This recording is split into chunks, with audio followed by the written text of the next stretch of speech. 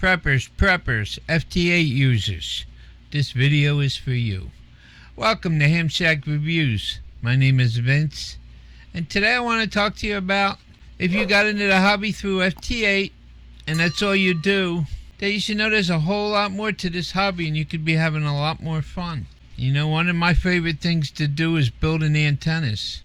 I got a nice antenna analyzer and I've built 6 or 7 antennas now, and I'm still using 4 of them. That's all the antennas I have, and they work fantastic. Then you can get into amplifiers. You can just get an amplifier and use it for more power, or you can learn some electronics and build one, or they even have them in kit form. It's where you just follow the instructions and all you need to know is a little bit of soldering and you can build an amplifier. You also can learn CW, which is Morse code, and that's something I just done, and over the last 2 years, I went from not knowing any CW to being able to make contacts of 30 words a minute, and that's pretty incredible. You know, you got clubs that sponsor some courses like the Long Island CW Club, and you got CW Academy, which is the one I done, and they're hosted by CW Ops. Then you always got the phone band, which is single sideband, which is what most people start with because it's the easiest. You know, you get your license, you set up your antenna, you connect your radio, you plug in your mic, and you start talking. Interact with a human. I surely think it beats FT8 and just pushing buttons.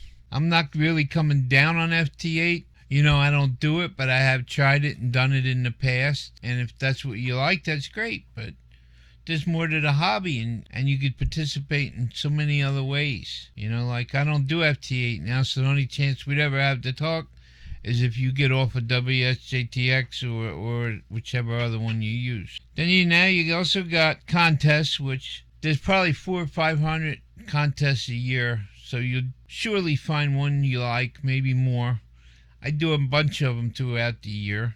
Then you got a lot of special events. I mean, there's some crazy ones, like I talked to the biggest teapot, I've talked to the biggest ball of yarn. And then you got some really good ones like Route 66, where there's a bunch of stations along Route 66 and you try to work them all, and when you do, you get a certificate, or you can just get QSL cards from the ones you do work. Pretty much the same thing with one called 13 Colonies that's held every year, and you work all the 13 original colonies plus the 2 special stations, which is usually Philly and Great Britain. Then you got things like POTA, which is Parks on the Air, and with that you could do one of 2 things. You could actually go to a park and set up your radio and activate the park, or you could stay home and you could chase the parks and work as many as you can. You got the same thing with SOTA, which is Summits on the Air, and then you also have right now for this year Volunteers on the Air, which is hosted by the W1AW.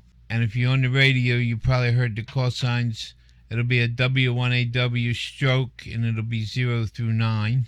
And that's just touching things. You can get into emergency management, which we have Roxcom, which we're actually our county emergency management. We run it, we staff it, we have all the gear. And then you can work events, like we work events and provide communications for events like the MS-150 bike ride. We station out on the route. It'll be like 150 ham radio operators, and we station out along the route. We provide communications, and we call when someone needs help. We get them out of bike shop. We're even there to call an ambulance if someone needs an ambulance. So there's a lot of things you can do in this hobby other than FT8, so just consider it, and maybe we'll talk one day. Hope you found this helpful. Please remember to subscribe, ding that bell, and a like and share is always appreciated. 73.